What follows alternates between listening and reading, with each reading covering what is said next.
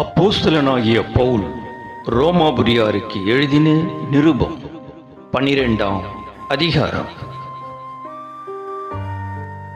அப்படி இருக்க சகோதரரே, நீங்கள் உங்கள் சரீரங்களை பரிசுத்தமும் தேவனுக்கு பிரியமுமான ஜீவபலியாக ஒப்புக் கொடுக்க வேண்டுமென்று தேவனுடைய இரக்கங்களை முன்னிட்டு உங்களை வேண்டிக் கொள்ளுகிறேன்.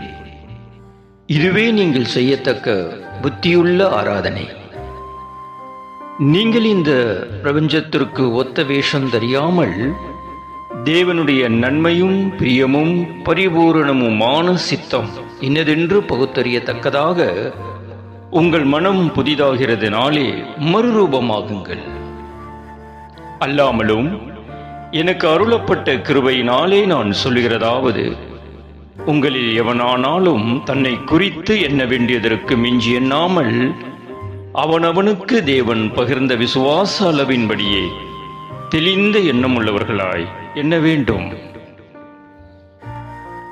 ஏனெனில் நமக்கு ஒரே சரீரத்திலே அநேக அவயவங்கள் இருந்தும் எல்லா அவயவங்களுக்கும் ஒரே தொழில் இராதது போல அநேகராகிய நாமும் கிறிஸ்துவுக்குள் ஒரே சரீரமாய் இருக்க ஒருவருக்கொருவர் அவயவங்களாய் இருக்கிறோம். நமக்கு அருளப்பட்ட கிருபையின்படியே நாம் வெவ்வேறான வரங்கள் உள்ளவர்களானபடியினாலே நம்மில் தீர்க்க தரிசனம் சொல்லுகிற வரத்தை உடையவன் விசுவாச பிரமாணத்துக்கு ஏற்றதாக சொல்ல கடவன். ஊழியம் செய்கிறவன் ஊழியத்திலும், போதிக்கிறவன் போதிக்கிறதிலும், புத்தி சொல்லுகிறவன் புத்தி சொல்லுகிறதிலும் தரித்திருக்க கடவன். பகிர்ந்து கொடுக்கிறவன் வஞ்சனை இல்லாமல் கொடுக்க கடவன்.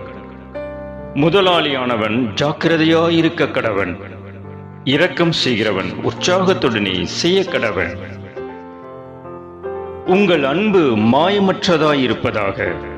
தீமையை வெறுத்து நன்மையை பற்றி கொண்டிருங்கள். சகோதர சிநேகத்திலே ஒருவர் மேல் ஒருவர் பட்சமாயிருங்கள். கனம் பண்ணுகிறதிலே ஒருவருக்கொருவர் முந்திக் கொள்ளுங்கள்.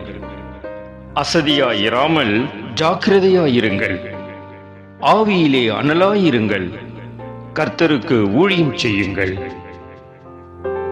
நம்பிக்கையிலே சந்தோஷமாயிருங்கள். உபத்திரவத்திலே பொறுமையாயிருங்கள். ஜெபத்திலே உறுதியாய் தரித்திருங்கள். பரிசுத்தவான்களுடைய குறைவில் அவர்களுக்கு உதவி செய்யுங்கள். அந்நியரை உபசரிக்க நாடுங்கள். உங்களை துன்பப்படுத்துகிறவர்களை ஆசீர்வதியுங்கள். ஆசீர்வதிக்க வேண்டியதே அன்றி சபியாதிருங்கள். சந்தோஷப்படுகிறவர்களுடனே சந்தோஷப்படுங்கள். அழுகிறவர்களுடனே அழுங்கள். ஒருவரோடு ஒருவர் ஏக சிந்தை உள்ளவர்களாயிருங்கள்.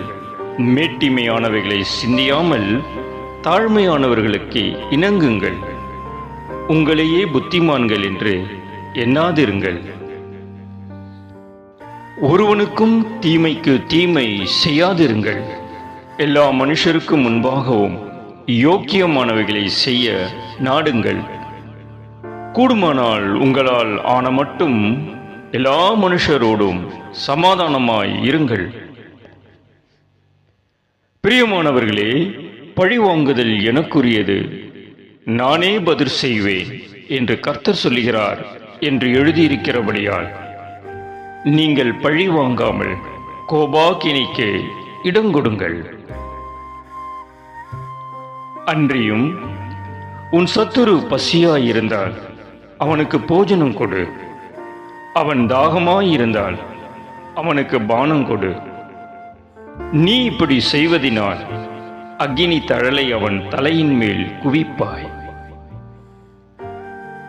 நீ தீமையினாலே வெல்லப்படாமல் தீமையை நன்மையினாலே வெல்லு.